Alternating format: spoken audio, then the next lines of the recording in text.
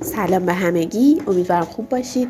امروز تصمیم گرفتم که خودم روی ویدیو صدا بذارم و امیدوارم که نتیجه خوبی داشته باشه. خوشحال میشم که نظراتتون رو بشنوم، یعنی ببینم توی کامنت ها و برام قابل اهمیته. اینجا خمیر رو ورز میدم، بعدش چون خمیرم هم یه مقدار خشکه میتونم بهش آب بزنم، خیلی کم، خیلی غرق آب و اینا نباشه. اینجا سایزی که میخوام باریک باشه خمیرم نسبت به همون 2 میله نازک کنار خمیرم میذارم تا نازک بشه. اینم الگوی من که یه پرنده هست و دورشو برش میدم. اینجا خمیر اضافی رو از اطرافش بر میدارم. یه مقداری کاغذی که زیر کارم گذاشتم کنده شد. بهتر که یه چیز پلاستیکی زیر دستتون بذارید که نسبتا سنگین هم باشه که این اتفاق نیفته. اینجا هنوز خمیرم خشک نیست، تازه همون موقع است که پرنده رو ساختم. حالا میخوام سنجاق پشتش رو بهش وصل کنم. سنجاق رو باز میکنم و یه مقدار خمیر نازک پهن میکنم که الان توی تصویر میبینید. من دارم جلوتر میگم. یه مقدار خراشیده میکنم جایی که میخوام سوزن رو روش قرار بدم و کمی مرطوبش میکنم و بعد یه لایه نازک از خمیر به اندازه پهنا و طول اون خمیر دقت میکنم و نسبت به همون قرار میدم روی سوزن. خراش میدم بالا و پایین کار رو، یا حتی دور تا دورش هم میتونید این کار رو بکنید و بعد با کاردکم خمیر رو به هم متصل میکنم و فشار میدم. حالا اضافه های اطراف کار رو بعد از اینکه کار خوش شد میتونیم با سنباده تمیز کنیم و اضافه هاشو صاف کنیم که من با جدیدن این کار رو با بافر ناخن انجام میدم که خیلی مناسب اون میزان زبریش.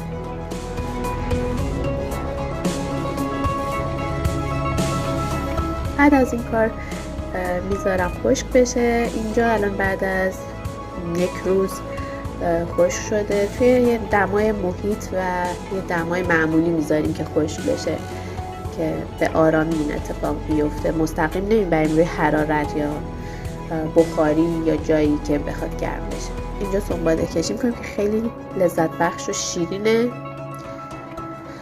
تا جایی که میتونیم صاف میکنیم و بعد آخرش میتونیم با یه دستمال کمی نمدار اون گرد و خاک اضافه رو از روی کارمون برداریم که من این کار رو اینجا انجام میدم. اول با یه قلمو و بعد با یه دستمال نمدار کارم رو تمیز میکنم. یه نکته هم بگم اینه که میتونید از چسب چوب هم موقعی که دارید سنجاق رو وصل میکنید استفاده کنید، ولی من این کار نکردم چون فکر میکنم مقاومت خود اون خمیر کافی باشه و یه مقدارم چون خیس بوده و آب استفاده شده سنجاق زنگ زده، دچار زنگ زدگی شده. میتونید که قبل از اینکه محکم بکنید سنجاق رو یه لایه مثلا وارنیشی یا یه لاک بیرنگ روی سنجاقتون بکشین که بعد این اتفاق براتون نیفته. یه لایه رنگ اکریلیک سفید روی سنجاق سینمون یا همون پرنده‌ای که ساختیم میزنیم و میذاریم یکم خشک بشه و بعد طرحی که دوست داریم رو روش پیاده میکنیم. حالا هم میتونید خودتون نقاشی بکنید این طرح رو روش و هم میتونید از سبک دکوپاژ استفاده کنید و از یه طرح‌های آماده و دستمال کاغذی‌های طرحدار استفاده کنید و یا برچسب‌هایی که مخصوص همین کار هستن استفاده کنید و کارتون رو طرحدار کنید و بی نهایت طرح‌های مختلف میتونید بسازید و از نتیجه کارتون لذت ببرید.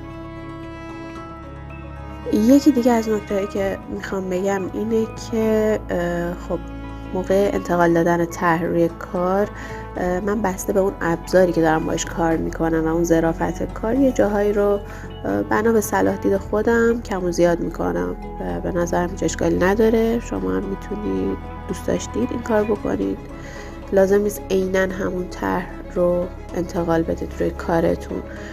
اگه مثلا من دارم با ماژیکی اینجا کار میکنم که خیلی نوک ظریفی نداره، پس بنابراین نمیتونم بیش از یه حدی ظریف کاری کنم، پس من این کار نمی کنم مگر اینکه کسی واقعا بخواد که اون هنر ظریف مینیاتوری یا نگارگری خودش رو انتقال بده، ولی من برای خودم محدودیت ایجاد نمی کنم و بسته به اون حالا ابزار و اون موقعیت و اون جایگاهی که دارم اون کار رو انجام میدم ممکنه یه وقتایی طرحم رو تغییر بدم.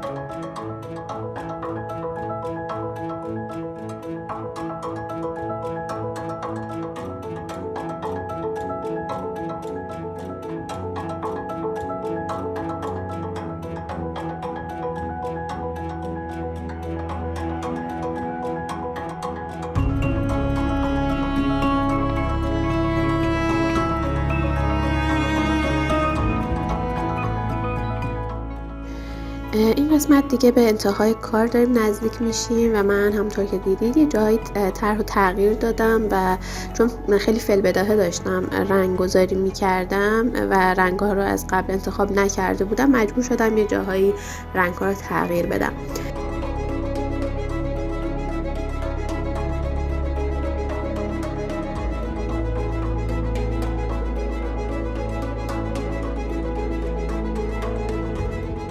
و اینجا نکته‌ای که توی قسمت آخر کار هست، مرحله آخر میخوام بگم اینه که برای زدن وارنیش روی کار از قلمو استفاده نمی کنم.